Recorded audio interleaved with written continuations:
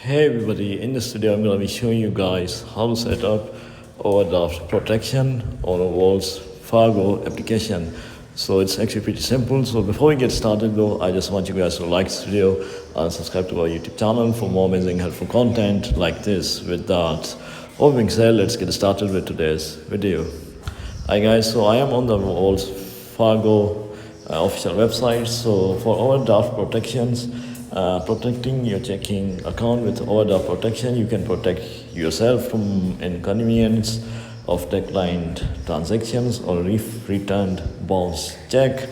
So to set up overdraft protection, just set up overdraft protection by signing in to the Wells Fargo Credit Card Service Center and selecting overdraft protection, calling a phone banker at their number, this number right here, or you can just talk to a banker at any Wells Fargo banking location and they will do it for you. Keep in mind your credit card must be confirmed. If not confirmed, no money will be advanced to cover the overdraft. Once your credit card has been confirmed, please allow up to 3 business days for your overdraft protection service to be fully enabled.